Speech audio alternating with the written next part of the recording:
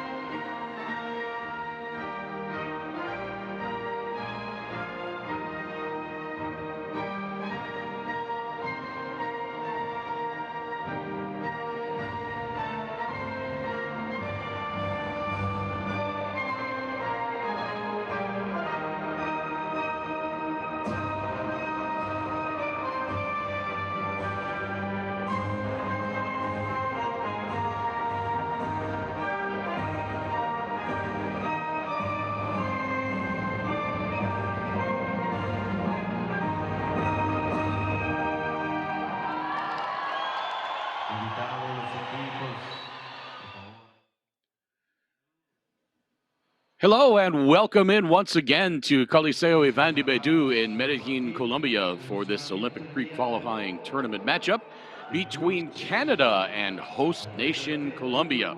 Alongside my partner Victor Mansoure, I'm Craig Theta, and we're so glad you can be with us wherever you're tuned in from around the Americas or around the world. And Victor, Canada looked awfully impressive as we expected them to in their opener. Their size and athleticism were on display the entire game. Colombia, meanwhile, lost a heartbreaker to Puerto Rico in what might have been an unexpectedly close game. How does that play into Colombia's state of mind going into tonight's game? Or will they just be too hyped up because they're playing the mighty Canadians and the heartbreak from yesterday won't matter? Good evening, Craigie. Good evening, basketball fans around the world. Yeah, well, we have to see how Colombia is going to bounce back tonight. I mean, you're talking about a do-or-die match for them. You know, they had a heartbreaking loss yesterday to Puerto Rico in the closing seconds.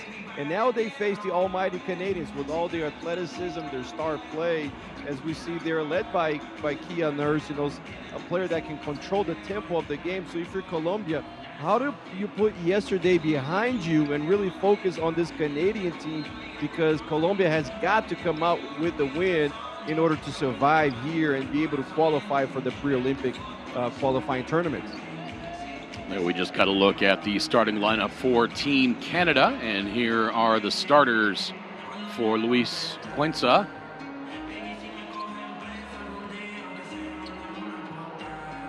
He's going to go with the same starting lineup he had last night. Juliani Paz, Manuel Rios, the veteran Nebo Martinez, Yaneth Arias, and another veteran, Jennifer Munoz. There you get a look at the head coach for Team Colombia.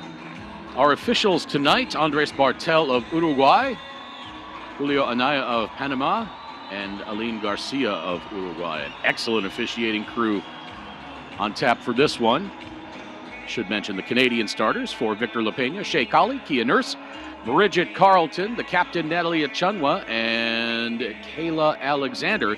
Same starting five for Victor LaPena as last night. And we talked about the heartbreak, Victor, of Colombia last night. They had a chance to win it at the buzzer. There was a late, unsportsmanlike foul called. Manuela Rios sank both of the free throws to get Colombia to within one, and then had about a 10-foot look at the potential winner. It was contested. There were a pair of defenders around her, and she banked it off the glass, and it went off front iron. And so heartbreak for Colombia in that game. Canada, meanwhile, steamrolled Venezuela 81-39. And earlier today, Puerto Rico defeated Venezuela at 5-7. So if Canada wins this game, regardless of the outcome of tomorrow's game, Canada and Puerto Rico will be through to the Olympic qualifier. Yeah, Craig, you know, we mentioned the star play of Canada and also Colombia. They're going to rely on their backbone, right? And Rios and Paz, you know, running the point and being the force inside.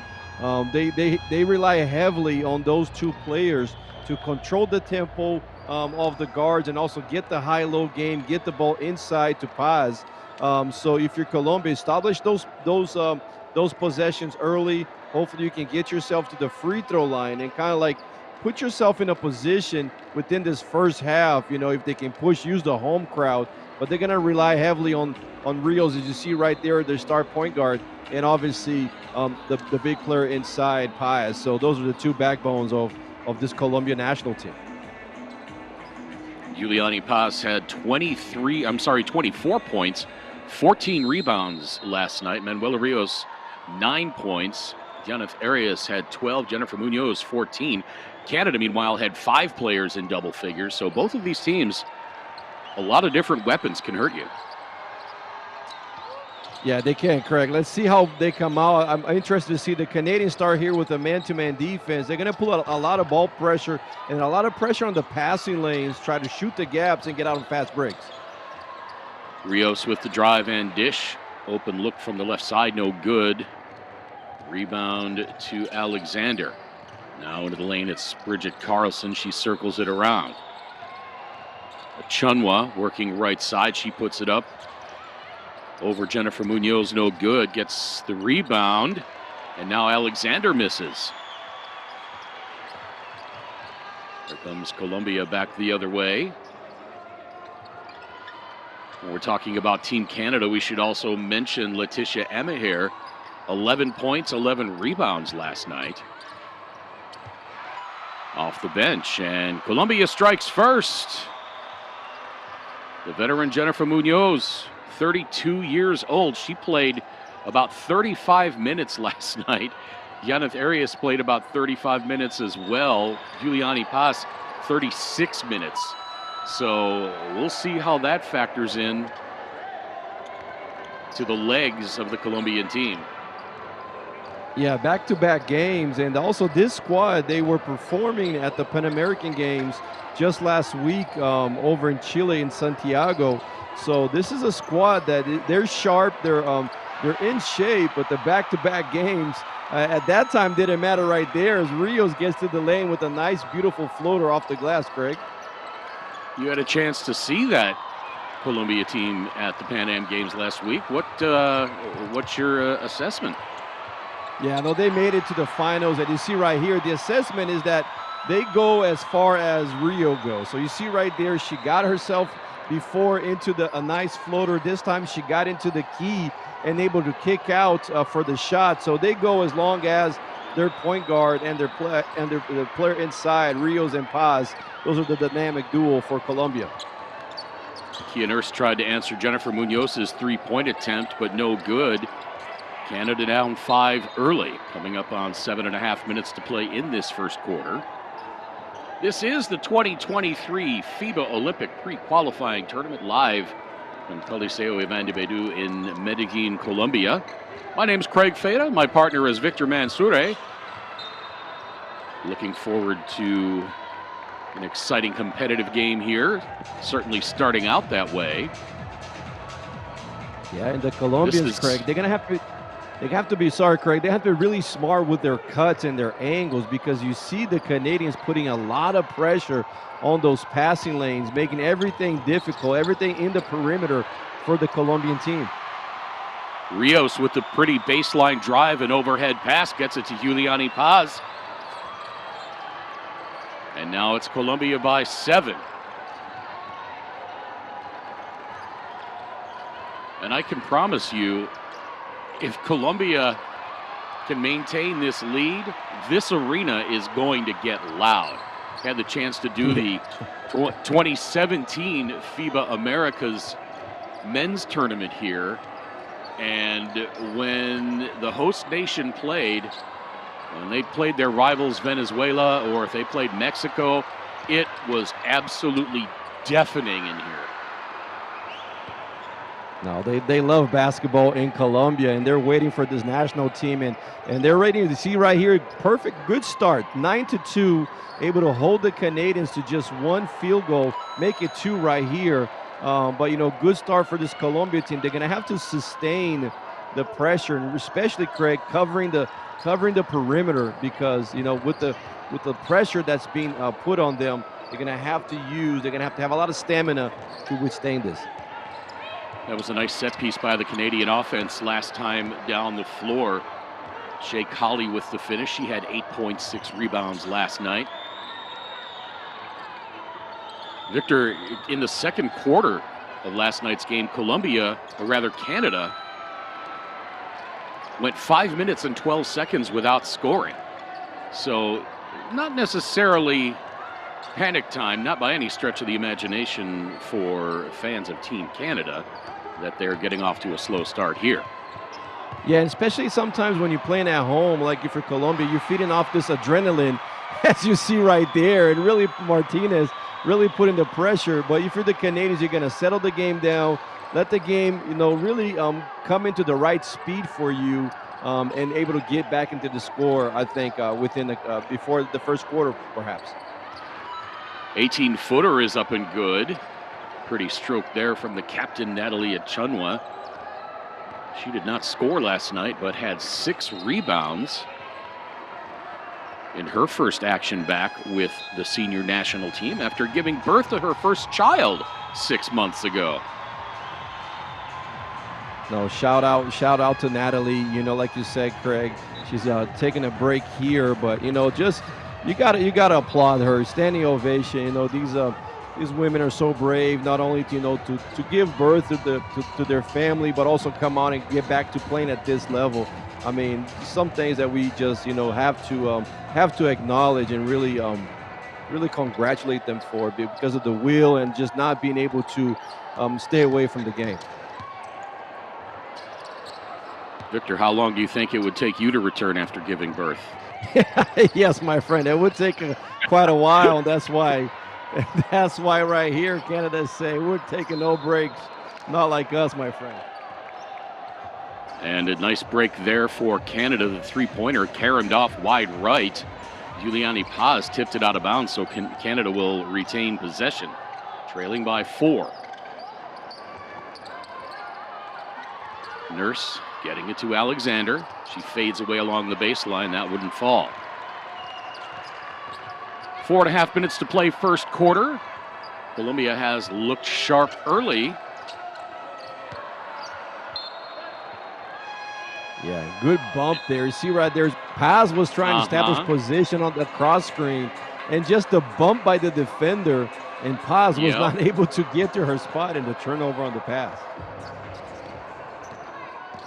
In the NFL, that might have been pass interference, but not here.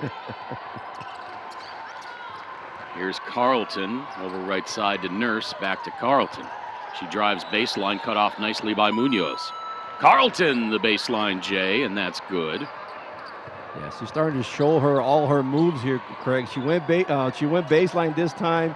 The possession before, she was able to spin it down the lane. So beautiful mid-range touch she has. Shot clock at 8 for Colombia. Here's Munoz popping from 15, back iron.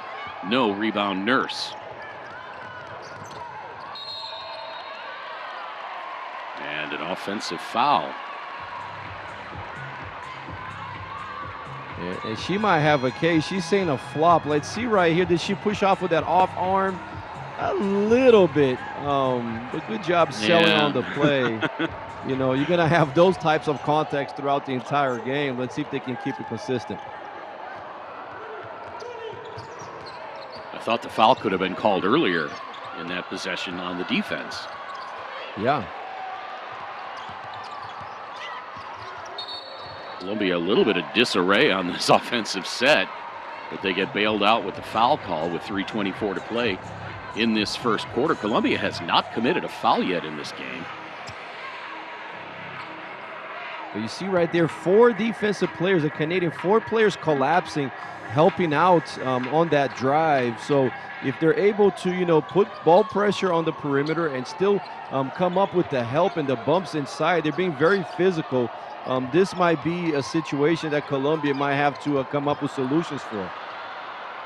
Pass to Esperanza Delgado, intercepted by Canada, and they're looking for the tie, possibly the lead with a 3. Emma here gets it back out to Alexander, and that is good, and we're tied up at 12. Yeah, good timeout called here by Colombia, Craig. Canada starting to settle into their game, feeding the ball inside, high-low play, get into the mid-range jump shots.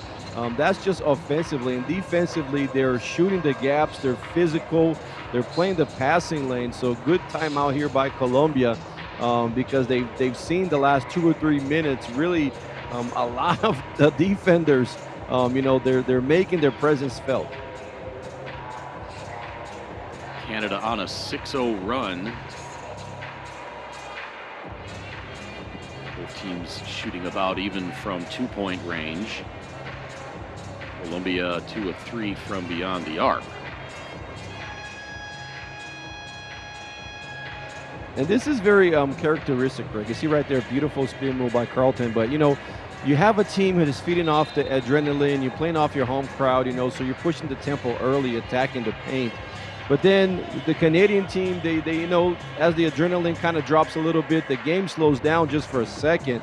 Now all of a sudden you're playing your game, you're playing your tempo. You see, getting to the shots that they want to. So they're getting the inside play. The ball's going in and out.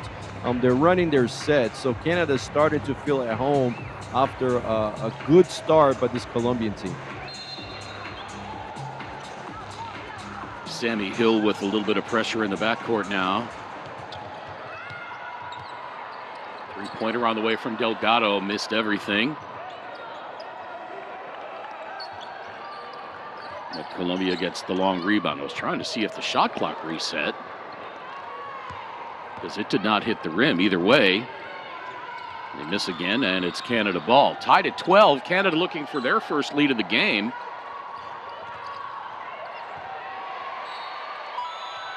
Drive with the right hand, score the bucket for Leticia Emma here, and she's going to go to the line to try to complete the 3-point play. Foul on Yaneth Arias. See right there, spin move to her left.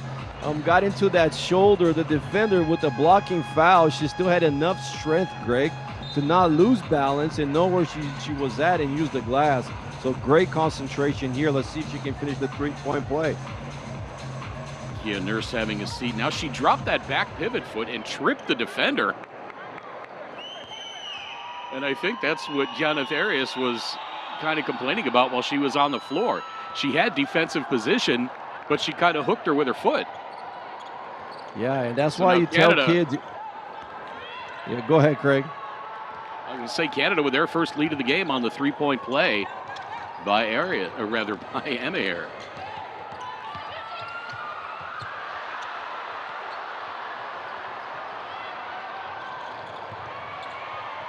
Canada on a 9-0 run right now. Double dribble there or a foul call. I thought she might have lost control of the ball. Let's see what the call is. Going to stay here. See the give and go play. She caught it underneath. Let's see if there was, no, she never dribbled it, so yeah, good foul call. Canada to inbound under the basket. Second team foul on Colombia, and that's going to be an offensive foul. Yeah, referee made everybody in the arena know what the call was.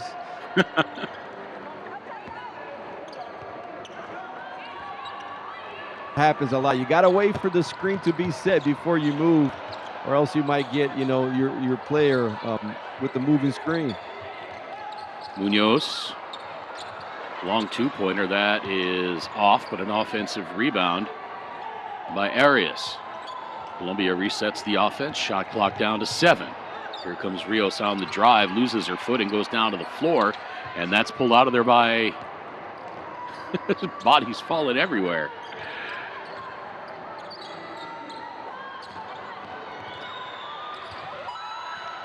Oh, beautiful ball fake and drive there.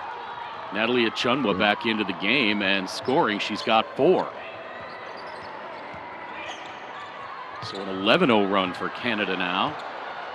What about this block, Craig? Emaher got a piece of that one. She had 2 blocks in last night's game. As we come up on 1 minute to play in this first quarter, Canada leading by 5. Carlton driving baseline, kicking it out. Sammy Hill for 3. Missed it left, and that's going to be Colombia ball with 55 seconds to play in this first quarter.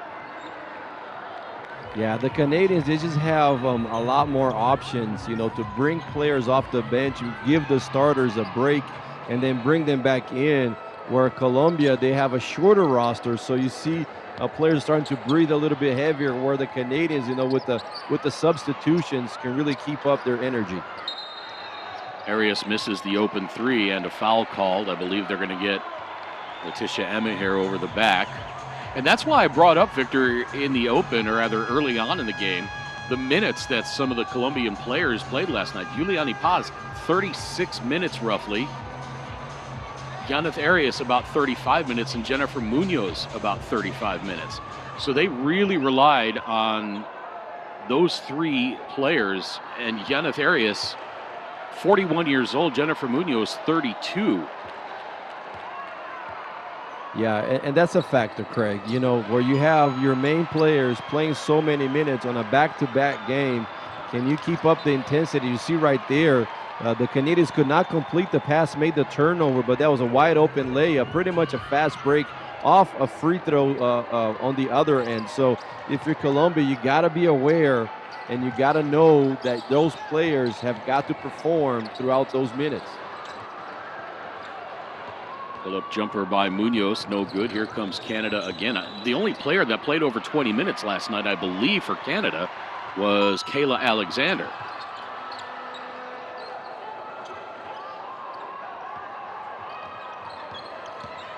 Shot clock is off, game clock at 10. Rios getting it out to Delgado. Clock at 5. Delgado looking. Now the pass intercepted by Achunwa, and are they going to call a foul before the quarter? No. So the first quarter comes to an end with Canada on top by the score of 17-13. Canada got off to a slow start, but an 11-0 run propelled them to the lead. As we look at some of the numbers on this one so far, Canada 0 for 4 from three-point range, but 62% from two-point range. Let's roll some of the highlights here as we look at the individual numbers. Jennifer Munoz, 5 points, 3 rebounds for Colombia. Juliani Paz, 3 points. Manuela Rios, 2 points and 3 rebounds. I beg your pardon, she's got 3 assists. Ella Martinez, 3 points. And that rounds out the scoring for Colombia. Colombia out rebounding Canada, 11-9. 14 Canada, Natalie Achunwa, 4 points, 3 rebounds. Kayla Alexander has 2 points, 2 boards, and 3 steals already. Shea Colley, 2 points. Kia Nurse, 2 points, 2 rebounds. Letitia Emaher, 3 points. Bridget Carlton, 4. Carlton also has 2 assists.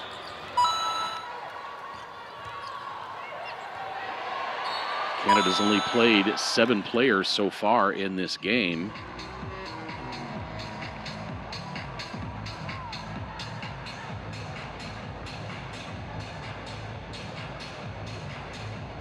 Yeah, Craig. I think that's one of those things, Victor, where Victor LaPena, when his team was down, I think he left his starters out there to kind of figure it out, you know? Yeah, Craig, because this is what happens. You saw Colombia early on get to the paint. You saw Rios being able to get to her spots and find out the kickouts. She had a beautiful behind over the head pass into Paz. But then the Canadian team, once they started to figure out, once they were able to, like we said, settle the game down a little bit, Carlton did, Natalie did. Once they started to figure that part out, then the game kind of changed momentum. You see, they're getting the ball inside, beautiful left-hand layup, just not the finish. But the Canadians right now just have a lot more resources. They have a lot more options than the Colombians do. Victor LaPena has Kayla Alexander and Letitia Emaher out on the floor. Beg your pardon, he does not. Thought I saw Emaher out there. Yeah, well, that's what you want to do if you're Colombia. Give the ball to Paz early. She's going to draw the double team. That time just lost the dribble, but get the ball to her in a good position where she can isolate. And if the help comes, then you're circling the ball around, trying to play off that. But if you're Colombia, you've got to either play your possessions through Rio or through Paz pretty much every possession down the court. Kia Nurse drawing the foul. She drives the right side of the lane. A couple of veterans have gone at it. Those two, Kia Nurse and Mabel Martinez. Talked about during the game last night how Kia Nurse has over 100 appearances on the senior national team. Remember her all the way back from 2015 in Edmonton. Yep. When she made a huge splash in that tournament. Yep. I was going to say, Craig, how many games have we seen this? Have we seen Kia just really go at it, develop as a great basketball player? That right-hand take of hers has been a trademark of hers. She's really got a good, solid all-around game.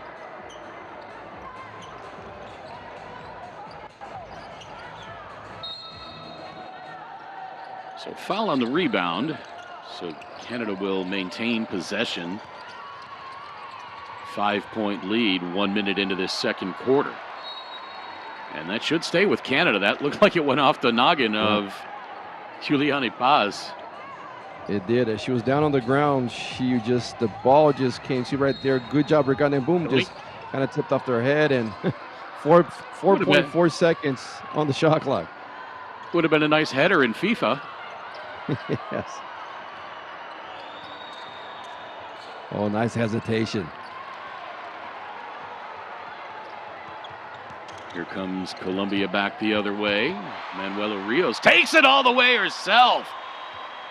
Beautiful drive by Manuela Rios to finish on the left side, and Colombia back to within 3.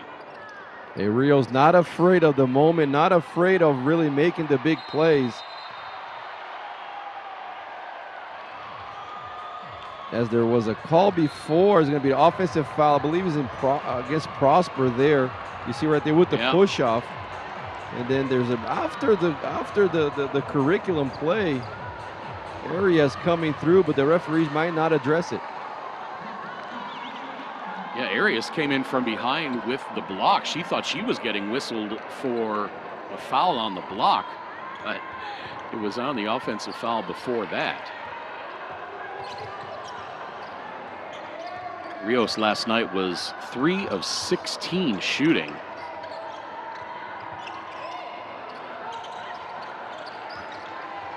But they will need something out of her tonight if Colombia is going to stay close. Rios with 4 already. There's Carlton over to Amiher. Driving baseline and Paz. Up off the glass, no good, but a foul called, and she's going to go to the free throw line. Yeah, great footwork, able to get down the lane, Craig. You see right there, she went dribble with the left, pump fake here, and then Paz just reached out too much. She almost had her in a good cylinder, but just the arm there in the end just reached out and got her in the elbow. And a great job by Amiher to protect the ball. That whole move and work into the paint up till the shot. Amiher did not shoot a free throw last night, and she hits her first here. And she's showing us all she got, Craig. We've seen her go left, go right, a little floater before, the mid-range jumper. I mean, she has a ton of moves. So Amiher, I'm so happy to see her develop as a great basketball player. She's going to be one of those stalwarts we see on the Canadian team for a while. Just 22 years old, out of Mississauga, Ontario. Had 11 points, 11 boards, and 2 blocks last night. Played collegiately at the mighty University of South Carolina. And how about the future of Canada basketball, especially on the women's side? The 3x3 team just steamrolling everybody. With the Plouffe sisters. And now you got the Sword sisters. Some great young players. Ashlyn Koenig, Quinn Dornstouter. I'm glad you mentioned that, Craig. You know, we're seeing it throughout the board. You know, just the Canadian system itself, you know, all the way from their national coaching certification programs to the provinces with their competitive games, and now you see Canada basketball being led by Michael Bartlett, you know, so like you just see great all around on the men's and the women's side, their youth programs, their 3x3. I mean, Canada is a force to be dealt with anytime you face them. Timeout on the floor, 7 minutes to play in the second quarter. Canada on top by 5, 20-15. A big hello to everybody watching on our YouTube live stream. Last night against Venezuela, Victor, Canada held Venezuela to 39.7% from the floor overall. Right now, Colombia 31.6%. So the Canadian defense, regardless of some of the offensive struggles they've had at times in stretches, isn't that impactful when you're holding teams into the 30s in the percentage shooting. Yeah, no, and that's why they're so tough, right? I mean, they have the ability to put a big defender on the ball. They're physical enough to, you know, inside challenge the other bigs. They can rotate. They can scramble defense and be able to cover the mismatches.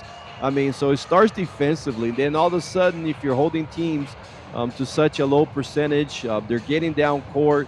They're going to have more of the tempo, and they can slow the game down if they don't have anything on the offensive end and really run their sets and get quality shots. So this Canadian team is really a tough team to play at any level, and they're showing us here tonight once again, just giving up 15 points in over 13 minutes of game. Speaking of statistics from last night's play, as Sammy Hill drives baseline and commits the foul.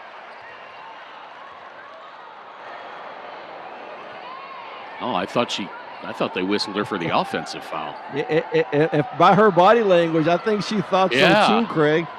She looked like she was going to walk back the other way. And I said, hold on a second, we're staying here. And the referee got called there on that baseline drive, caught Rios with the foul. But here's a couple of odd statistics from last night's game between Puerto Rico and Colombia.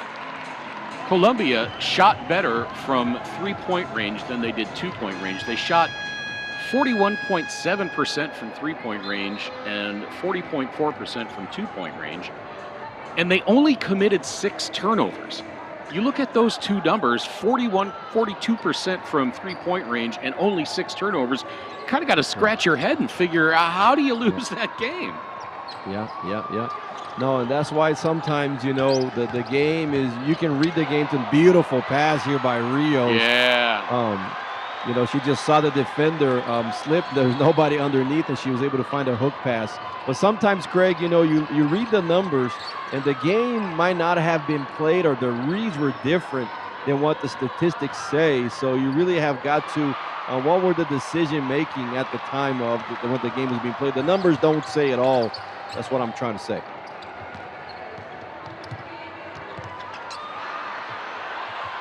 Marlon Vente into the game now. Another veteran. We've seen her in numerous tournaments for Colombia, and Kia Nurse commits the foul. Marlon Vente already having an impact on this one. She denied Shea Colley at the other end, and now draws the foul on Kia Nurse. You see right there, just crashing the offensive rebounds. If you're going to give your team a second chance points up and under, and all of a sudden a second offensive rebound, you do that, you're going to get your team extra possessions, and you're going to end up with a third chance shot. Just could not convert there.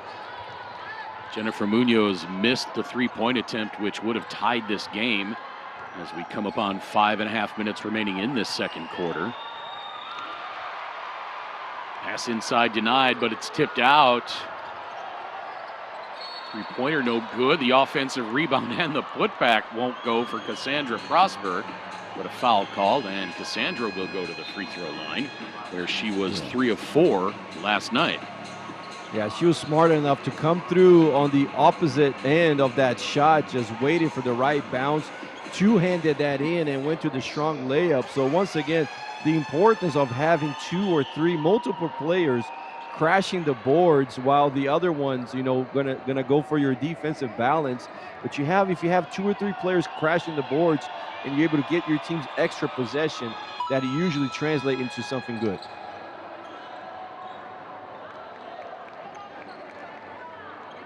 Free throw up and good, and the lead is back to 5.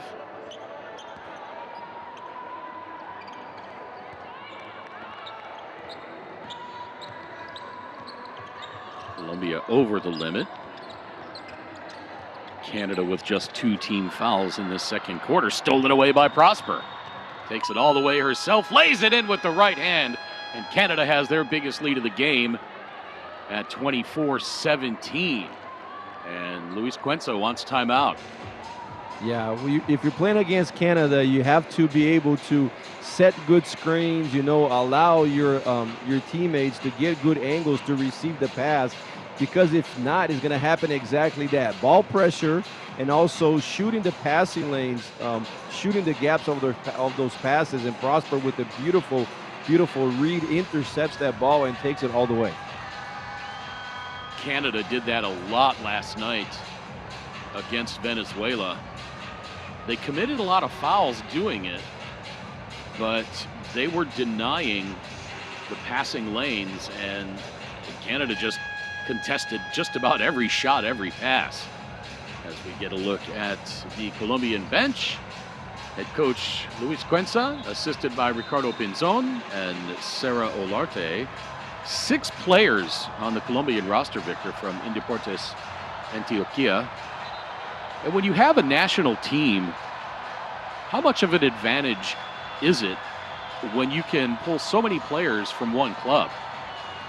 Yeah, it is, and that's why you see sometimes, you know, they're either the clubs or federal programs, you know, just the Ministry of Sports, really giving out the opportunity for these players to have all kinds of structure, Craig.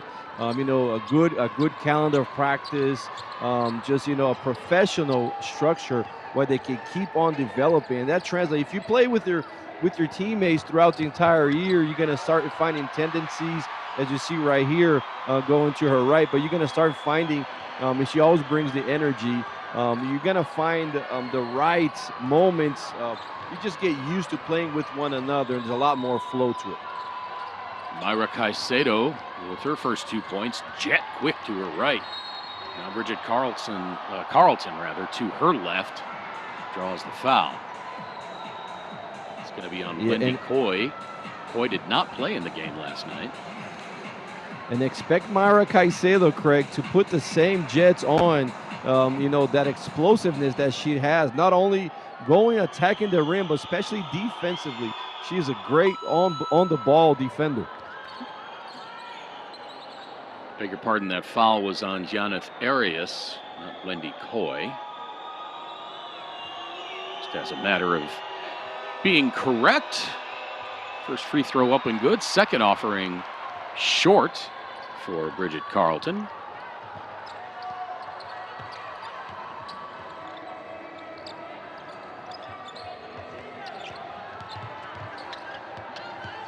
Lead is 6. Canada has led by as many as 7. Arias thought about the three-pointer and now has it blocked in traffic. Here comes Canada back the other way. Carlton all the way herself, and she draws the foul. Good take by Bridget Carlton. She didn't have much in the way of any passing lanes. Canada was running the floor, but there was nothing there, so she had to take it herself in traffic, and a good strong take. Absolutely. After the defensive stop, it was a 5-on-4 situation. She did exactly what you mentioned, Craig. There was nothing on the wings for her, so she kind of slowed down for a second and then realized she could take it all the way and draw the foul.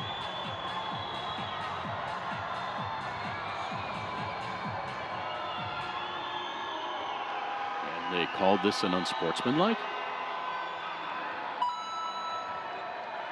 Let's see, maybe perhaps just a mini timeout here by the Colombians, or no. Yeah, they're going to line up for the second free throw. Yeah, there was nothing there to look at it that way. Yeah, they're just using the international culture, of just giving up the first free throw. Let's talk about it. Let's step in on the second one. But as a matter of fact, Craig, there was a technical foul here. There was a technical foul here. That's why there was nobody on that first free throw line, and she's shooting the third free throw now. Okay, so Bridget hits 2 of 3. Now that we got that straightened out. And it's the biggest lead of the game for Canada at 8. Let's see if we can see who that technical foul was called on. It was called on the Colombian bench. Arias for 3, a little too strong. Rebound stolen away by Kayla Alexander.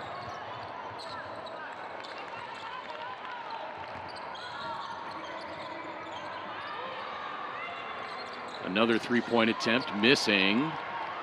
3.5 minutes to play, second quarter. Here comes Munoz. Her long jumper no good. Rebound pulled out of there by Prosper. And now here's Colley on the right side, getting it inside and losing her footing. Was that a Chunwa? Yeah, it was. Play. And you know what? They called her for the foul, and I think that she just pulled the chair out from under her. Look at that right there. Yeah, pull it from the right hip. And she knew exactly. But they called the foul on Caicedo, and she can't believe it. But that was a good defensive play. Yeah, Natalie just realizing she had the matchup. She had the mismatch, Craig, so waited for the right moment to post her up, and then had her chair pulled, and referees called it.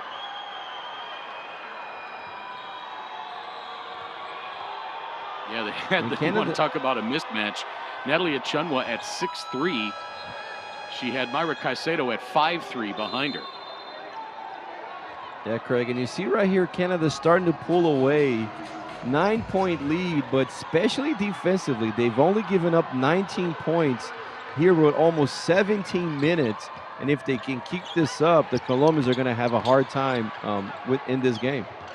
Yeah, just 6 points given up defensively in the second quarter. But there's Esperanza Delgado from 16 feet to end the scoring drought. Yeah, Esperanza giving exactly what her name says, hope to the Colombian team. As they were down, they really needed a bucket to kind of get things going, see if they can push the tempo here in the first half, but they're fouling too much. The Canadians are just too physical on this side and over the bonus, so they're going to head to the free throw line. I see what you did there, partner, with the multilingual joke there. Esperanza meaning hope. That was, that's why you're the best color man in the business. Hey, my friend, I'm just happy to be here with you, Craig Feda, an absolutely outstanding human being, and being able to bring this game to the Canadians and to the Colombians. Happy cat right now, my friend, seeing these two go at it with you. Matching the biggest lead for Canada at 9. 3-point attempt, no good. And another rebound by Kayla Alexander. I don't know that she's going to get credit for it, but she certainly pulled it away from the would-be Colombian rebounder. And now at the other end, the turn and hook. Boy, that was a little Kareem sky hook right there. Yeah. No, that's tough. She was facing Paz, and even so, you know, drop step, baby hook to her right. No way you can block that. And a beautiful, beautiful basket. Myra Caicedo running in circles. She ran nearly 720 degrees. And now the bump on Achunwa. Oh, beg your another pardon, Canadian that used to do that a lot, Craig, was Steve Nash. He used to get down the lane, and he didn't have a pass. He just kept on going in circles until somebody cut to the basket, or he found a wide open pass for an alley-oop. As soon as you started to say that, I knew who you were talking about. Because I could see him in my mind's eye doing that.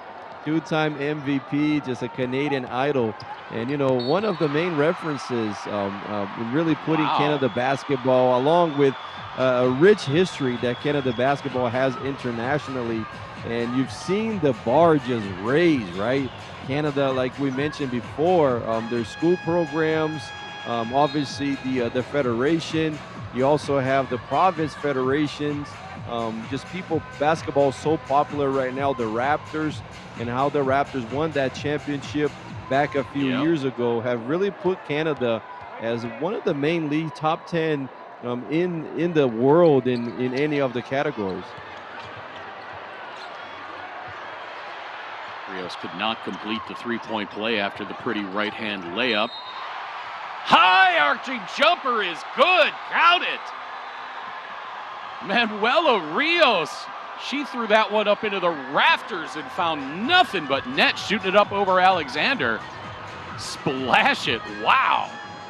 And Craig, this is her game, man. She's able to find solutions.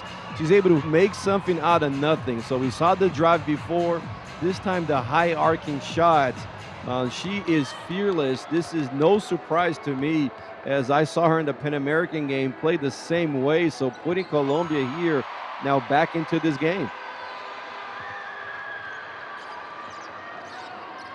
Lead cut down to 6 on the three-point play by Manuela Rios. Mentioned earlier she was 3 of 16 last night. Tonight she's 4 of 8 from the floor. 4 of 6 from two-point range. Shot clock at 5. And I thought I heard a whistle, but I guess not. Now there's a whistle as Emaher goes to the floor with 1.6 to play on the shot clock. She's going to go to the free throw line. Yeah, I'll tell you what, hats off to her there, using all kinds of move, the up and under, but I'm not sure that was the right call that time. She was out of control, and Paz had her hands up, but nonetheless, the Canadians are going to take it.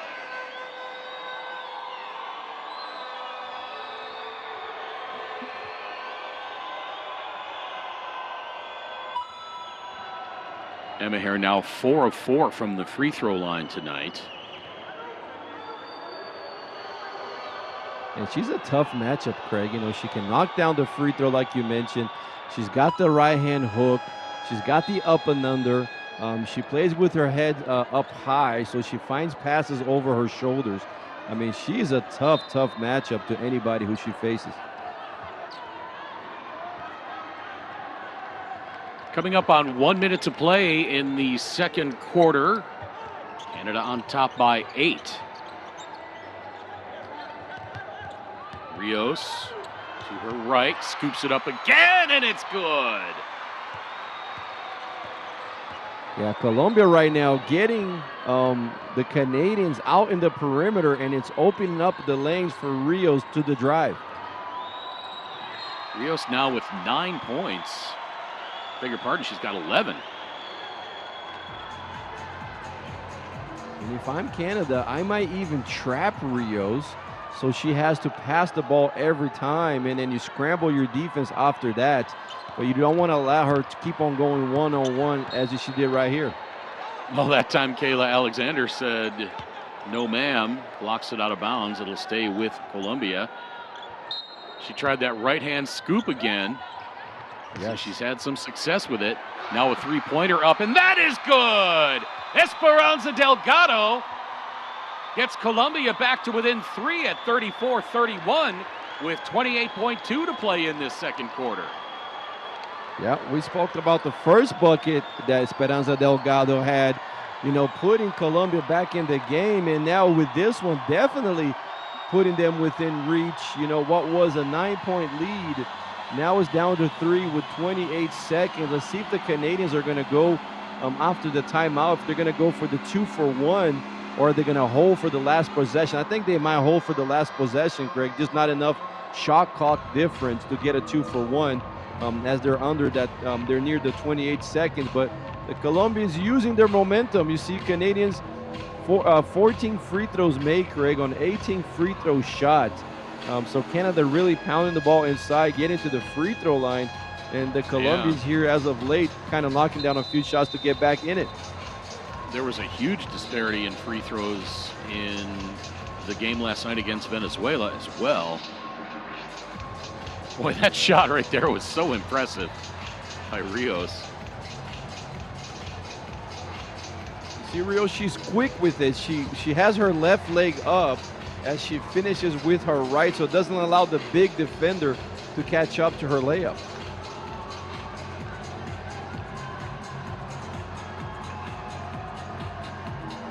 I didn't get a chance to say it earlier because there was so much action going on, but when Colombia was down by 11, I was thinking that, if they could get it to maybe 4 or 5 at halftime, they'd be in really, really good shape. Well, now here they are at 3. So they've got to be thrilled with. They have to, Craig. No other option for them. There's Carlton. Shot clock at 10, game clock at 14. Carlton backing it out. And now Amahir drives left side. She loses control, and that's going to be Colombia ball with 6.1 to play. They got the right play in. They got the open one-on-one up top. She drove left, just could not hold it enough to be able to finish with the layup, but the right play was called, and they had a wide open lane. Colombia hurrying into the front court. Rios hands it off to Delgado. Her three-pointer comes up short.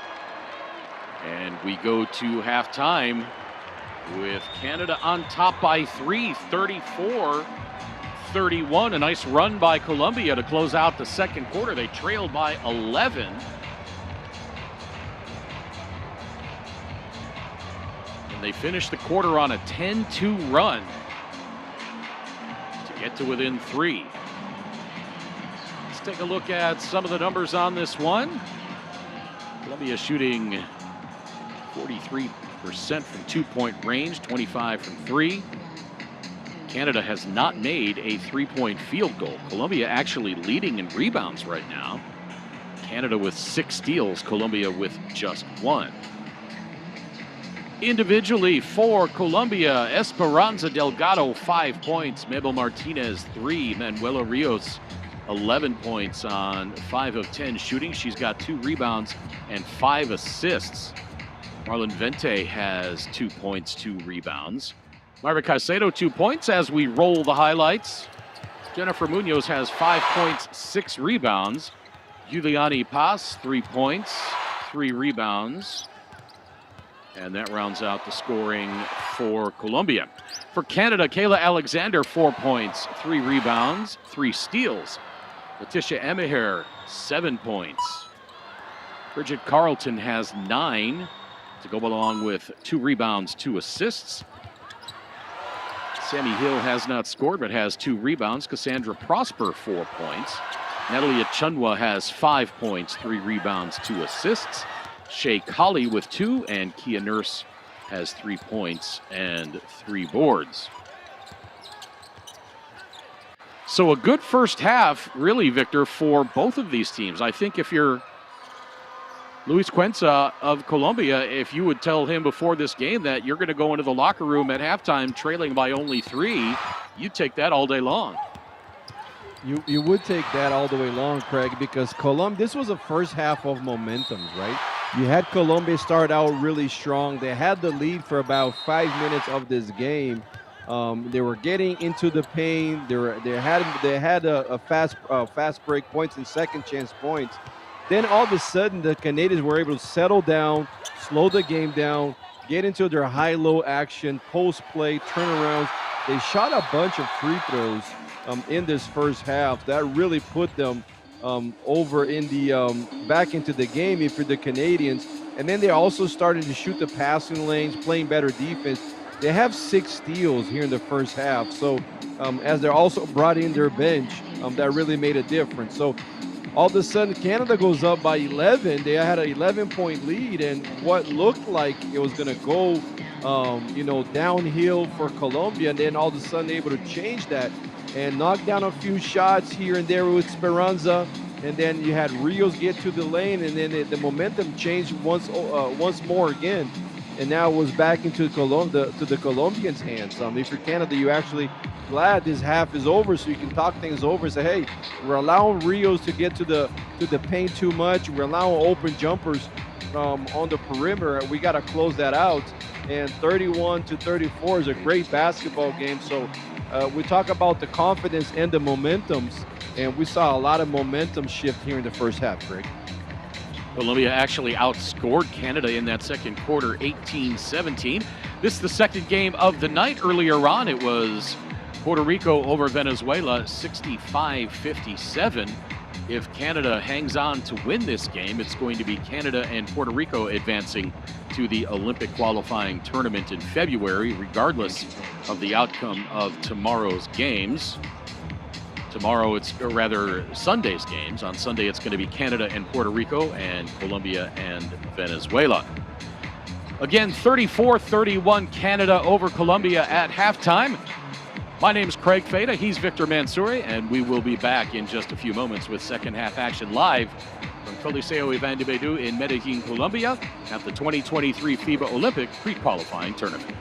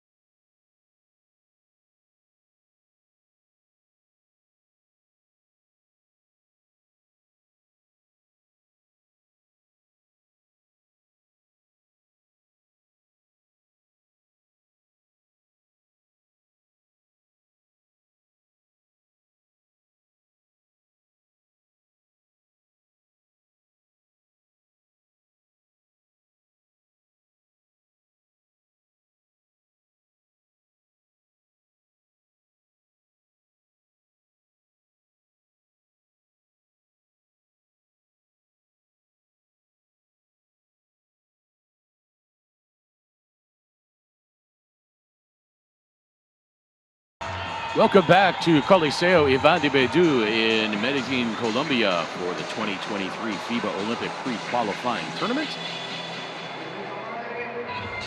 Alongside my partner Victor Mansoure, I'm Craig Feda, and we've got a good one brewing here. After 2 quarters, Canada leads Colombia 34-31. Canada led by as many as 11 in the second quarter, but Colombia scratched their way back into it. Behind 11 points from Manuel Rios.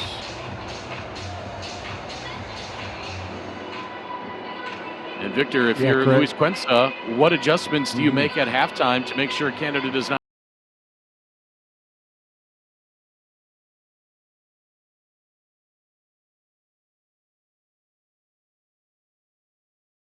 finished the first half, which was getting into the paint, having players, the defensive crash, and either they're going for the basket themselves or kicking it back out. You're having multiple players attack the offensive rebound. So if you're Colombia, you have got to own the paint. We saw that the first half had a 14-12 points in the paint differential. And if you looked at the game, you were seeing a lot of high lows from the Canadian post plays, feeding the ball inside. But Colombia, when they got the advantage, when we say in basketball, they got their feet wet. And they got their feet wet by touching the paint area. You see right there, the inner green around the free throw line, or the key that is in blue. If they can get to the heart of the defense there, then good things are going to happen to them. So if you're for Colombia, you have got to start out the third quarter that way too. Canada coming into this game ranked number 5 in the world in the FIBA Nike rankings. Colombia number 30. Top 2 finishers in this tournament advanced to the Olympic pre-qualifying tournament, or rather the Olympic qualifying tournament in February. You have to like Canada's chances, but they've got some work to do in this one. Colombia on their home floor is not going to go away.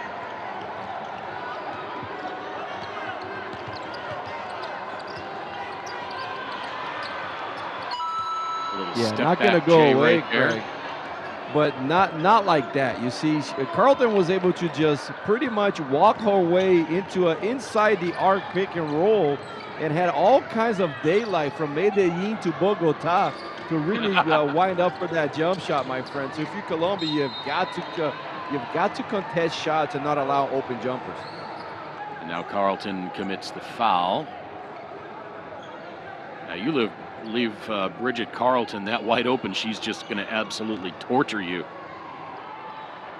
Yeah, it's okay if you're going to go under the screen, but then you got to step up right away or have your big show to contest, or else you're going to stop, like you said, stop on the dime and knock plenty of those jump shots.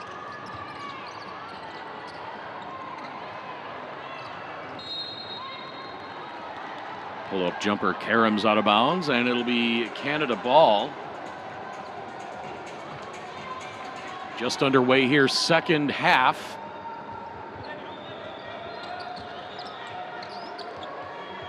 Victor, we mentioned the officiating crew early on. Andres Bartel, Julio Anaya, and Aline Garcia. This crew is about as good as they come.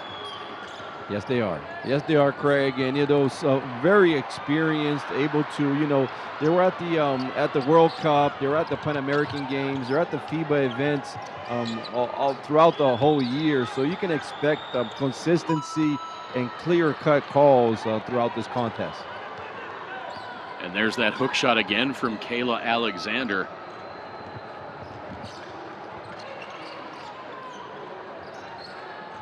Canada's lead now balloons to 7.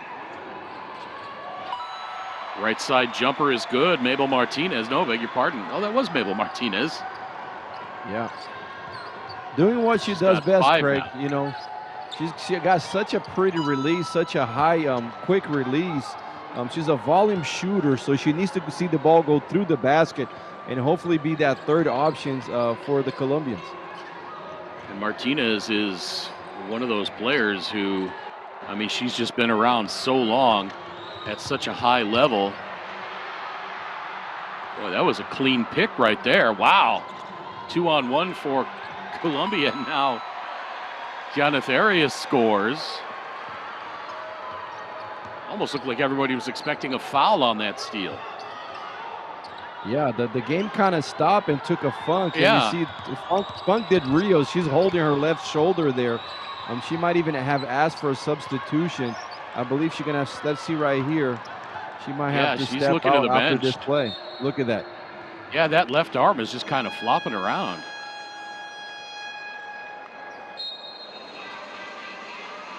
And then Luis Cuenca grabs her by that arm and says, "Hey, come off the floor." But she's a hustler, you know, she's a warrior. Expect her to get some treatment and perhaps go back into this game. See right there, she's pointing out that there was a moment in that transition where she got the steal, but she's moving and hopefully she's fine and it's nothing major. Could just be a little hyperextension of that elbow. And if you've ever done that, it's absolutely excruciating if you get that elbow bent a little bit too far. I had that injury once, and I thought my arm snapped in half. Oh, no joke, my friends. You know, and these players, man, they're playing through bumps and bruises, you know, and injuries throughout the whole time. So, you know, shout out to them for, you know, really laying it out there for their countries and playing with so much pride here on these international competitions. Baseline jumper by Achunwa, no good. And you and I have seen so many of these tournaments where as the tournament progresses on days 3, 4, 5, on some of the longer tournaments, some of the bigger ones, you see the players as the tournament progresses getting covered in that kinesio tape. Yeah, no doubt, my friend, no doubt. It's treatment 24/7 to go out there and give it out your best. And when they're not out there, is because trust me, they really cannot. Because if it's something minor or even medium, they're gonna figure it out and go out there. But yeah, so shout out to these players, and really, because there's so much pride, Craig. You know, there's nothing more precious or nothing that brings more joy than you putting on your national team uniform, and representing your country, having your family name in the back of your shirt. You know, so it is a proud moment for all of these players that are out here, you know, really trying to bring their best for their country. I talked about that last night when you were having your technical difficulties, that you will never see at the international level, you will never see anybody taking it easy on the floor. It's, you play at 100% or you don't play. When you have your country across your chest, you're representing your nation, you're representing your family, and it doesn't matter what the score is, it doesn't matter what the tournament is, it doesn't matter who the opponent is, where you're playing, you go hard or you don't play. Yeah, no, and going hard and not making things easy is Colombia here, Craig. It seems like Canada once again was going to open a little advantage. All of a sudden, a couple of stops and back-to-back baskets, and we got ourselves a ball game again. Munoz with 5 on the shot clock, draws the foul. That's going to be on Kia Nurse.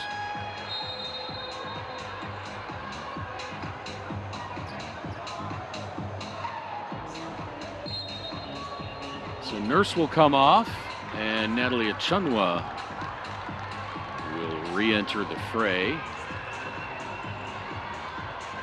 3 fouls now on Kia Nurse.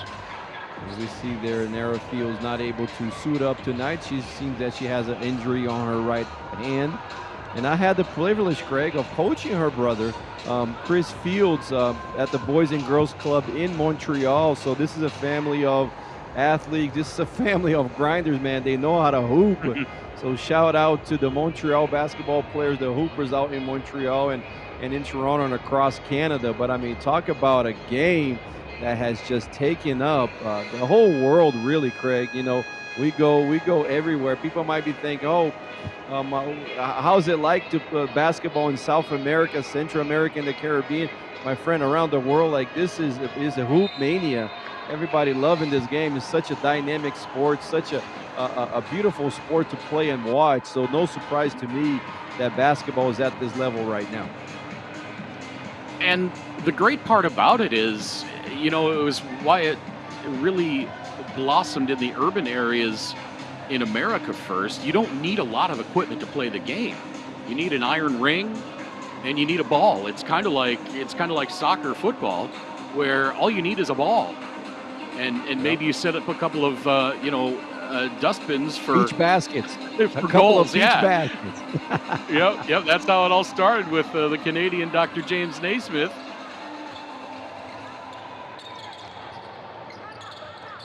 And you've certainly been around South America and Central America more than me, but I don't know if you've been to China. But we did a tour in China in 2015 with the pro team that I was working with, and we were playing in front of 8,000 people every night, standing room only. It was unreal. All the time, my friend, and people hanging out outside the hotels, and really following the game and being big fans of the game. So you got to appreciate the moment that basketball is living, and especially women's basketball. We're having a calendar of competition that is so robust, where they're competing for meaningful games throughout the whole year, like this one here tonight. Baseline jumper for Alexander is good with the shot clock winding down. That's a big bucket right there for Kayla Alexander. That gets the lead back to 5. Yeah, they needed that, Craig, able to get to the lane and find the open jump shot on the baseline. The Canadians needed to see the ball go through the hoop here, as they were struggling as of late.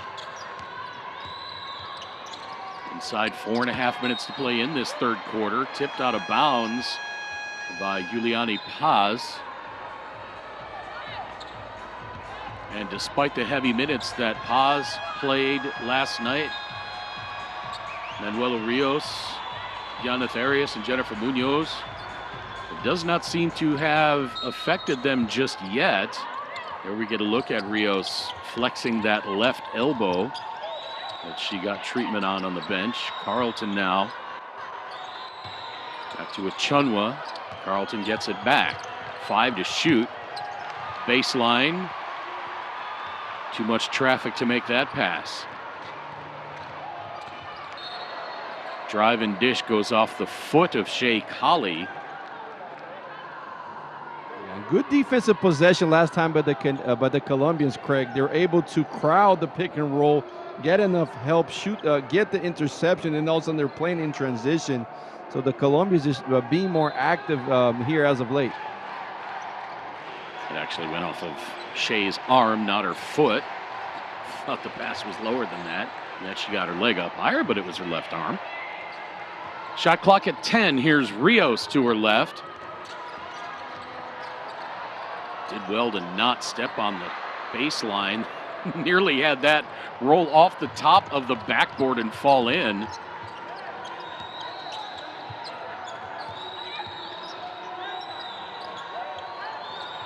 Over to Colley. Shot clock at 10. Colley, step back 3.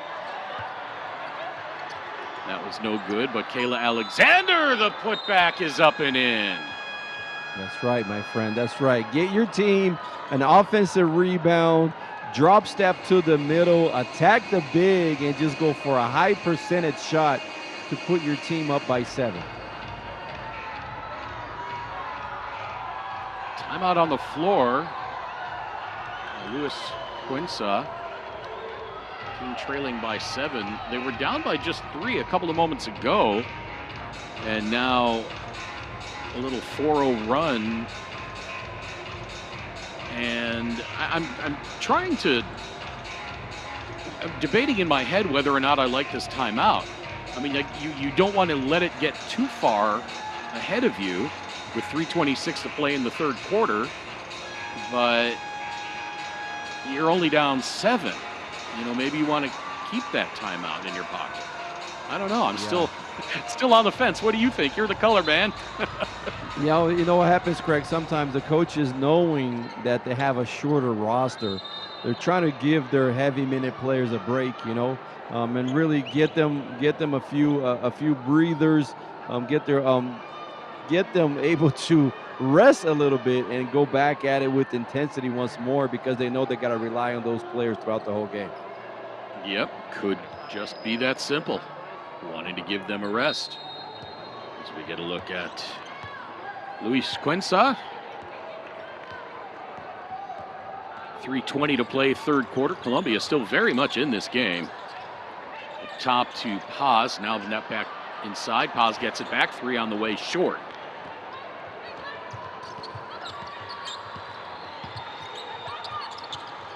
Carlton on the right wing around the screen by Chunwa. Now up top to Alexander. She hands it off to Prosper. She pops from 16 and that falls in. Yep. They ran the pick and roll on the right side, swung the ball over, had another pick and roll on the left side, and all of a sudden a wide open free throw line extended jumper. They're going to knock a bunch of those. So good execution by the Canadians and being patient and ending up with a high quality shot.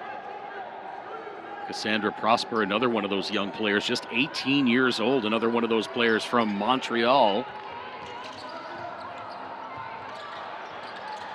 And boy, you look up and down the youth of the Canadian women, and every time you look and you think, man, they're going to be loaded for years to come. Prosper for 3, no good.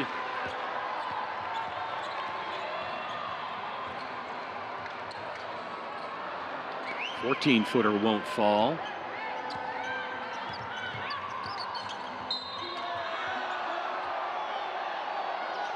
Yep, and if you're Colombia, you really have got to focus on the defensive side. The Canadians are starting to have flow into their game, starting to get to the sweet spots.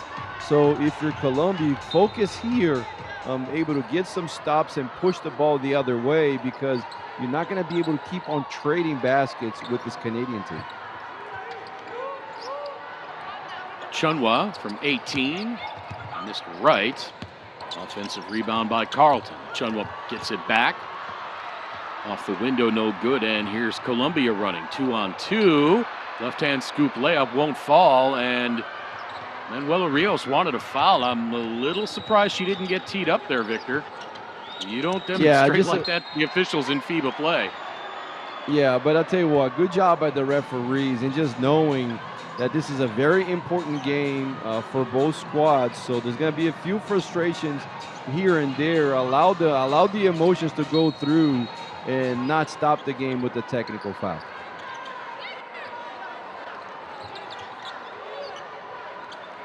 Coming up on 90 seconds to play in this third quarter. Alexander got her defender in the air and goes up with the right hand and hooks it in. Beautiful job by Kayla Alexander. I'll tell you what, Craig. Gives Canada an 11-point lead, their biggest of the game, matching their biggest of the game. And that timeout, and Colombia trailed by 7. Didn't seem to work. They're now down by 11, and they take another timeout. Yeah, this is perhaps the one I would keep in my pocket. You know, with just 1:25 to go, you're going to have a break anyways in the next 90 seconds here, 85 seconds to be exact. So, but what coach is trying to do here is he's trying not to let the game slip away, right? Knowing that you might not have enough firepower. You got 37 points pretty much in just over 28 minutes, so you got to keep the score close. And an 11-point game right now is about 30%, 33% of the points they have scored. So you try to keep it within reach.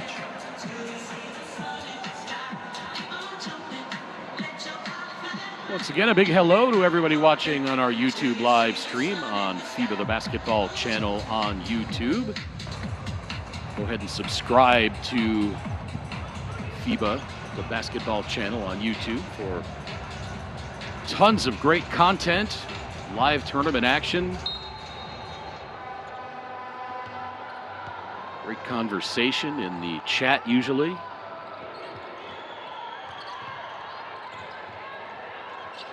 Seen a lot of familiar names. Big hello to everybody around the Americas and around the world. My partner is Victor Mansoure. My name's Craig Feda. Hope you've been enjoying this one. It's been back and forth. Canada has threatened to pull away a couple of times, but Colombia has always managed to reel them back in. And now Canada has extended to 11 and see if they can pull away for good as we have a challenge on the floor now. Yeah, that's right. Coach's challenge, Craig. They're trying to see if Rios just extended that elbow too much. Hill definitely got the worst of it. She got hit. Let's see if she got hit with the elbow or not. We're going to get a replay here soon. She's okay. She told the trainer she's fine. But the coach is, standing up for her player. They just want to review this and protect the player. Say, hey, hold on a second. Rios maybe perhaps raised the elbow too much. Let's see when we get a replay here. She definitely did the motion going from underneath and up. We saw the coaching staff. We'll see right there. She swung through. That's nothing. And then, yeah, there was an elbow going up. I'm not sure there's going to be enough to, yeah, there was a hit there, hit in the shin. I'm not sure there's going to be enough to maybe perhaps have a sportsmanlike foul called or switch the play, as this is a common play in basketball when the defender's close to you. But definitely there was a hit. Now you see right there, so just a common foul on Hill, even though Rios extended. Maybe coach is going to say that she was within her cylinder. You see right there, moving the ball from one side to the other. So I stand with this, Craig. I think it was a foul. Good job by the coaching staff in sticking up for their players. And then after review, there was not enough contact or not enough force. So just a regular common foul on the side. Victor LaPena seemed satisfied with the answer that he got. And again, great job by the officiating crew, Andres Bartel, Julio Anaya, and Aline Garcia. And after the foul, Colombia turns it over. Canada looking for their biggest lead of the game, coming up on 1 minute to play in this third quarter. Alexander on the handoff to Colley. Alexander fighting a pair of Colombians, and the jump ball called. And on the alternating possession arrow, it's going to stay here. I think Colombia started the third quarter. So you see right there, good job of hustling for that ball, squeezing that, making sure nobody takes it away from you, and keeping the possession. And how strong is Kayla Alexander to keep it away from two Colombian players? And now she scores in traffic there. And that's right. Now Canada, their biggest lead of the game at 13, 50-37. Rios and those again. Correct. Those are the type of plays. Those are winning basketball plays, okay? You keep the possession, you get a bucket after that. So all of a sudden, those are huge, huge plays for your team. But look at Jennifer Munoz. She answers with the three-pointer. Gets it down to 10. Beg your pardon, they're going to say that was only a deuce. They're going to attack at 8 here. Offensive rebound and the putback by Kayla Alexander. And the third quarter comes to an end. They're going to say that basket by Munoz was only a two-pointer. So the quarter finishes 52-39 in favor of Canada. Yeah, textbook play there, Craig, to finish the quarter. You wait for the 8-second count. That's usually the magic number, pick and roll up top, where Alexander, the roller, she kept going and is able to get another offensive rebound and the putback. Boy, look at Canada, 0 for 9 from three-point range in this game. As we look at the individual numbers on this one, as we roll the highlights, Diana Therias, 2 points, 3 rebounds for Colombia. Esperanza Delgado, 5 points. Jennifer Munoz with 9 points, 6 rebounds. Manuela Rios, 11 points, 6 assists, 3 rebounds. Marlon Vente, 2 points. Mayra Caicedo, 2 points.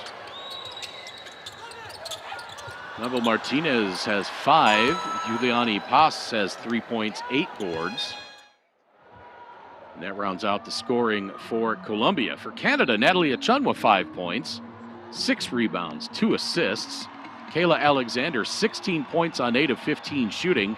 She's also got 9 rebounds, 3 steals, and 2 blocks. Shea Colley, 4 points. Cassandra Prosper has 6. Letitia Emaher, 7 points. Bridget Carlton has 11 points, 5 boards, 3 assists. And Kia Nurse has 3 points. Victor LaPena not going nearly as deep into his bench tonight as he did last night. We have not seen Quinn Dornstouter, Naira Fields nursing an injury, and we also have not seen Silas Swords. Of course, 2 younger players in a tight international senior level game. We might not expect to see them too much. And Rios there, Craig, you know, just doing what she does best, man. Heads down, getting to attacking the rim. Referee, the referee at the center position, the one at the free throw extended. Usually that's the referee on the baseline call, but the referee on the center position just saw enough to award Rios here the 2 shots. Lead back to single digits. I beg your pardon. It's down to 11. That's why I'm in broadcasting and not teaching math. But Manuela Rios now with 13 points. She's 3 of 4 from the free throw line. Yeah, this is the player, Rios, the ones that the Canadians have to zoom in. They started out with the multiple matchups, you know, trying to confuse her with those matchups, and they're going to really start to focus on her. She's going to keep attacking the rim, and she did there. Beautiful behind the back pass there, Craig. Rios gets it back, kicks it out. Munoz from 14, that is good. Now we're back to single digits. Munoz with 11 points. Yeah, the Colombians just not giving up, Craig. And you can hear the fans starting to get into it a little bit. Shea Colley around her defender and draws the foul. It's one of the louder arenas I've ever been in. Once the fans get going here, you see how they love their... How the ceiling is. The sound just bounces back onto the court.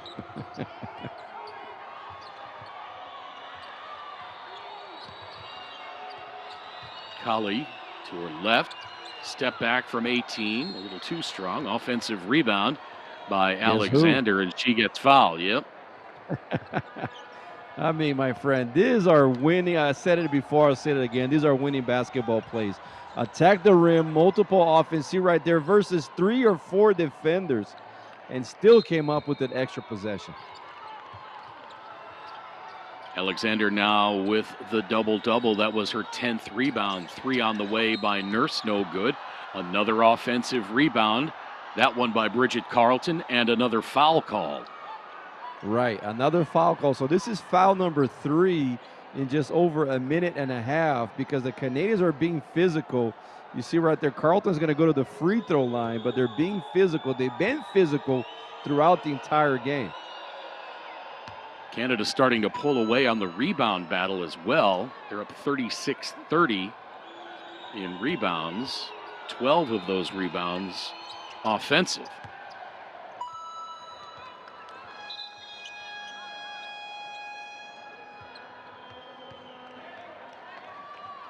Bridget hits them both, and the lead back to 11. And Victor, feel free to throw something at me when I make those dumb math errors. No, my friend, I would never do that, my brother. You are one of the best, and I tell you what, man, Craig, Fada, my friend, all day. Jennifer Munoz hits the three-pointer, and Colombia will just not go away. Oh, a strong move to the hole, no good. Alexander again! I'm telling you, my friend, you think you have a stop, you think you're going to have the possession, and here she comes. Alexander gets the offensive rebounds and puts the ball right back into the basket. Talked about it earlier, and I was mistaken when I said Alexander and Amaher were in the game. Now they are in the game together, so almost a little bit of a Twin Towers look for Victor LaPena. You can't guard them both. Stolen away in the corner by Paz. Nice pass. Yeah, Yaneth Arias scores. Good job running the lane and rewarding the player who ran the lane. Again, that's the easiest basket in basketball. It is the open layup in transition. Run the floor and you get rewarded. Shea Kali on the attack, hangs, won't fall in. There she is again, Kayla Alexander. The offensive rebound and the putback. She's got 20 points. I'll tell you what, my friend, you gotta know as soon as the shot goes up where she is at. Forget all kinds of action and box her out, because if not, she will make you pay. Another drive by Rios. She misses and draws the foul. Lay on the floor for a couple extra moments. She's been absolutely playing her heart out tonight for her country. Yes, she have, man. And she got hit there at the chest area when Kia Nurse was helping. That's why she's banged up and just catching her breath. But again, she's the heart and soul of this team, and this Colombia team who just won't give up, Craig. 6:32 to go, 10-point lead. The Canadians are in control, but you don't want to close your eyes here and allow the Colombians any kind of chance, especially Rios. As she's a warrior, she's not going to allow, especially playing at home and playing for her country, anything different than put up a fight. And as much as I love watching the Canadians and the Americans and the Brazilians and the Argentinians, seeing some of these countries that aren't at that elite America's level, like Colombia, like Venezuela, like Puerto Rico, you see them play so hard. They don't have the depth, maybe not quite the athleticism and talent, but they absolutely play so hard. It is just such a joy to watch. That's right, my friend. They play hard, and here they come. 9-point game. Is going to be an offensive foul, just moving screen. Rio just left too early, Craig. Didn't allow Arias to establish a good screen position. And referee saw that all day, and also timeout on the floor. You see right there, just left too early and moving screen. I believe that's Prosper. Good job selling that contact too, and the referee saw it. Timeout on the floor, 6:07 to play, fourth quarter. Canada on top by 9. If I counted all my fingers correctly, 58-49.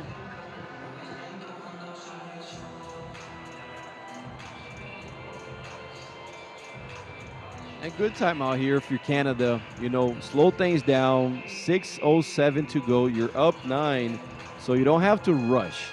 All of a sudden, you know, let's run our sets. Let's get quality looks. You see right here, Alexander, she's got 20 points and 12 rebounds. So double-double machine here in this game. Has been the difference maker of this game. Kia Nurse there saying, hey, a little bit of a flop here on that call. You see she's so all the emotions, you see right there, all the emotions for the Colombians and the Canadians. You gotta love international FIBA basketball, my friend. This is the second game of the day. Earlier on, Puerto Rico defeated Venezuela 65-57. And if the result of this one holds up, if Canada hangs on to win, it'll be Canada and Puerto Rico advancing to the Olympic qualifying tournament, regardless of what happens on Sunday between Canada and Puerto Rico and Colombia and Venezuela. This tournament This Olympic pre-qualifying tournament was for the 3rd through 6th place finishers at the Women's AmeriCup, which took place in León, Mexico in July. Oh, beautiful back tap there by Leticia Ameher. Somehow she got it back. Wow, what an effort by Leticia Ameher. Yeah, all kinds of contacts, and the referees letting them play right now. So plenty of action this time, no, but then Rios just knew Natalie had enough of wide open lane, so she fouled her to make her earn it at the free throw line. So Colombia over the limit, Canada with just 2 team fouls in this 4th quarter.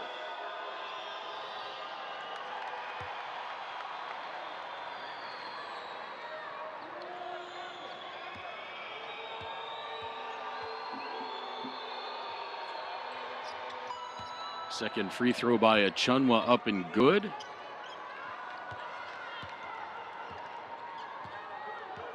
And the lead back to 10. Coming up on 5.5 minutes to play in this 4th quarter. Canada 16 of 21 from the free throw line. Colombia has shot just 8 free throws, hitting on 5 of them. Yeah, and Paz is going to add to that number here, Craig. That she's going to shoot 9 and 10, as finally she was able to make her presence felt off on the offensive glass, because Rio attacked the paint, just could not get it. See if Paz can convert the flat-footed shot there. You got to get a little bit more arch on this free throw to get it in, because the Colombians, they need every point they can here in the last 5:27 to go. Second free throw up. A little too strong as well. Rebound to Achunwa. We talked a few moments ago about how Canada was starting to pull away in the rebounding battle. When it was 36-30, it is now 42-31. So Canada really starting to work the boards here in this 4th quarter. Three-pointer, no good. Rebound, Carlton.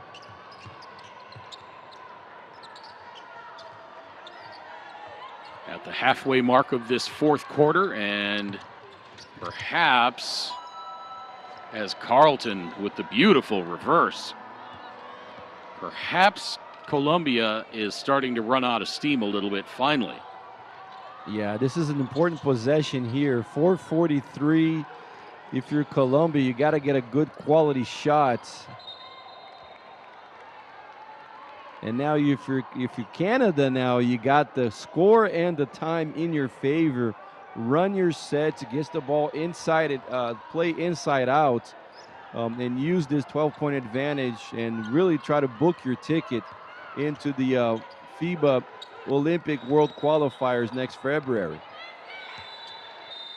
Beautiful shot off the glass by Bridget Carlton, and now Carlton with 17 points as Canada is starting to pull away 63-49. Biggest lead of the game now for Canada at 14. And Victor, I want to go back to the last offensive possession by Colombia, where Jennifer Munoz missed that jump shot short. She had a wide open jumper, came up short.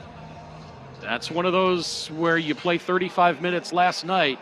You're in the 4th quarter tonight. You just don't have the legs under you anymore. You don't have the legs under you, so you come up short on that shot. Then on the other end, the Canadians just playing simple basketball. They had 2 players, kind of like in the horn set. You know, they had 2 players up in the elbow. They give the ball to Natalie on the left hand, and she just waited Carlton to get the inside position. High-low feed. You're going to see a couple of highlights here, Craig. High-low feed, and then able to get the bucket on an easy seal. So smart play for the Canadians there to really put them on with a good advantage here, up 14. But if you're Colombia, you put up a fight all night long, all game long, so expect no difference here in the last 4 minutes. Look at the English on that ball by Bridget Carlton. Well, she's from Ontario. We can say it's English. If she were from Quebec, we'd have to call it a little French on that ball. That's right, my friend. That's right. And now the bounce pass inside to Marlon Vente. I'm telling you, they just will not go away. So you for the Canadians, you run the clock here, get quality looks. Good ball pressure by Colombia, though. Carlton gets all the way to the baseline, tries to kick it out, but draws the foul.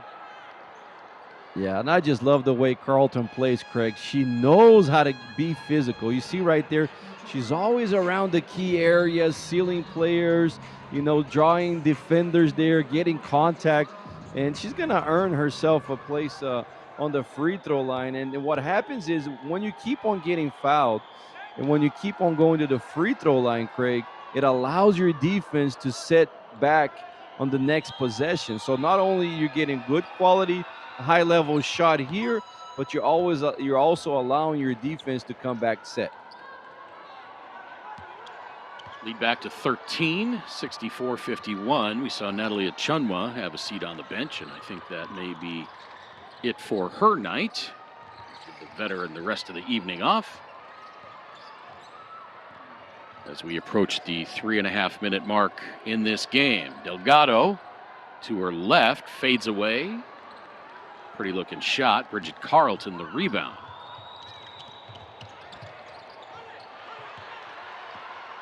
Pass a little bit too deep for Prosper. She tried to save it back in and turned it over. And now Rios at the other end gets 2 more. She's got 16.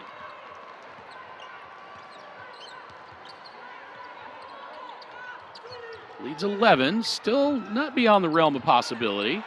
Prosper misses in traffic. Paz pulls down the rebound. Inside 3 minutes to play now. Does Colombia have one last run? Open look for 3, short. Rebound Carlton, and she slows it up. Colley. I'll tell you what, I like how the Canadians are running their sets, Craig. You know, pretty much old school game, a lot of high lows, post plays. Kind of like the old Utah Jazz Jerry Sloan offense, as they say, hold on a second, Victor, we're not just playing inside. Take this 3 with you.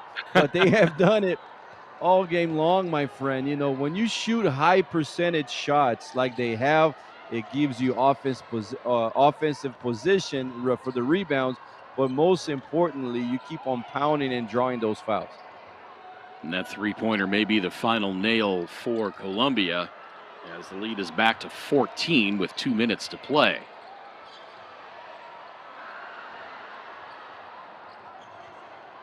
Rebound Carlton.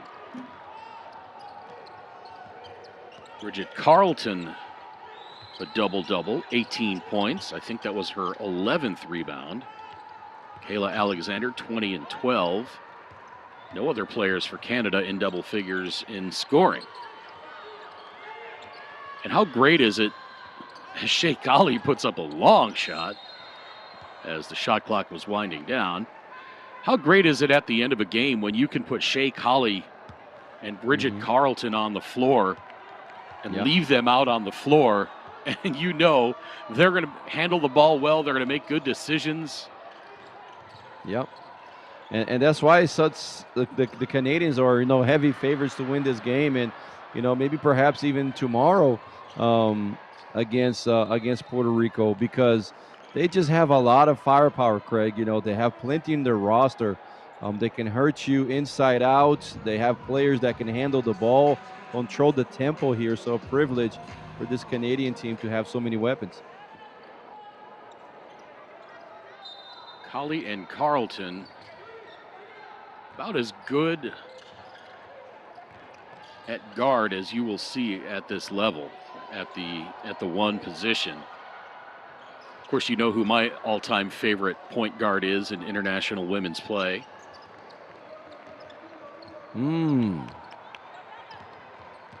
Let me see. I think I might have a shot. What's her name there from Argentina? Yep. Oh, you see, Melissa. Yep. Melissa Greder. I got it right, my friend. You want to talk about an absolute artist at the point guard position. You cannot trap her. You cannot double team her. You can't leave her open because she will shoot your eyeballs out. And Canada now 70-53, 16 seconds to play. And now the shot clock is off, game clock at 10. Canada will get it into the front court, and they will take a 17-point win over a gritty Colombian team.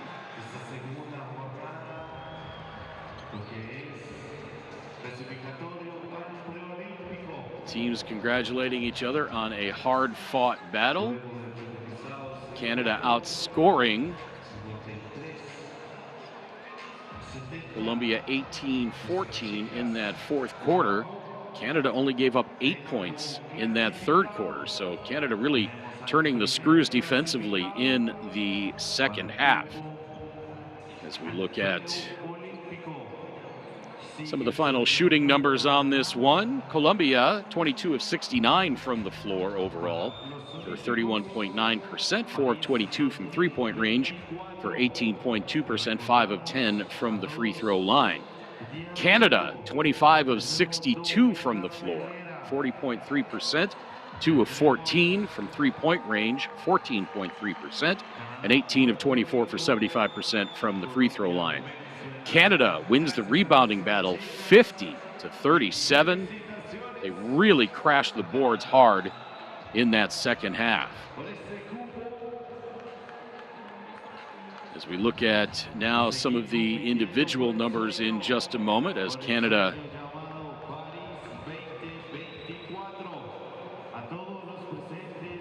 being congratulated on the floor for going to the Olympic qualifying tournament.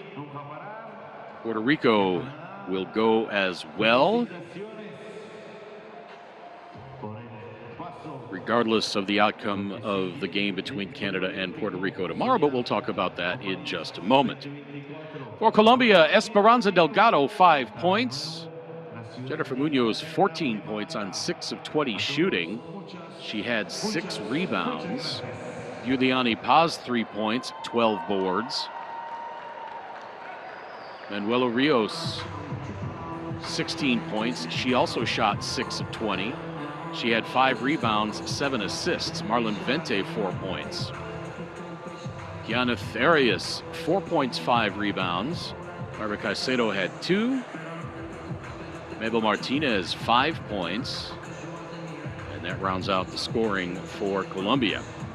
For Canada, a monster game by Kayla Alexander, 20 points on 10 of 17 shooting.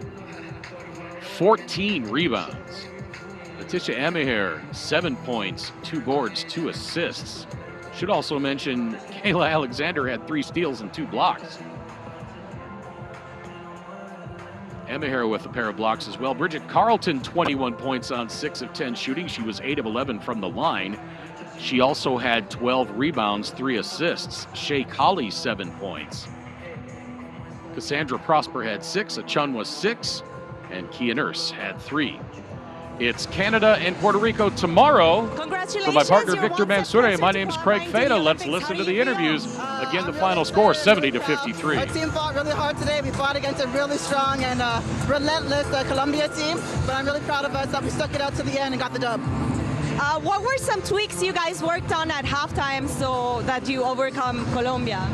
Colombia, they're so aggressive downhill with the top pick and roll, so we tried to adjust our defensive scheme that way to get them to keep them up front and not to get as many easy baskets to the or easy layups to the rim. But yeah, just our defense and then just trying to get more rebounds, stopping their offensive rebounds, second chances. What can we expect to see on Sunday's game against Puerto Rico? Us hopefully just continuing to gel, continuing to play basketball, build that chemistry, and start preparing for February. A shout out to the fans back at home at Canada. Hey Canada, thank you for all your support, and we'll see you guys in February. Thank you. Thank you.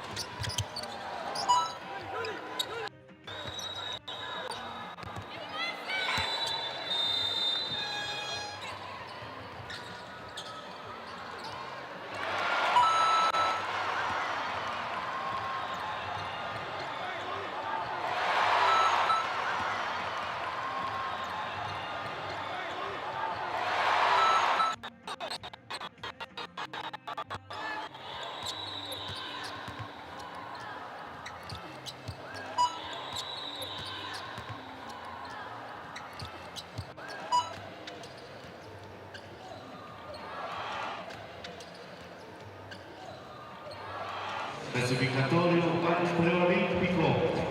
En cartelera tendremos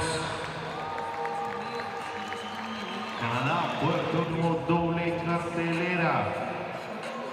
La ciudad de la eterna primavera. A todos, muchas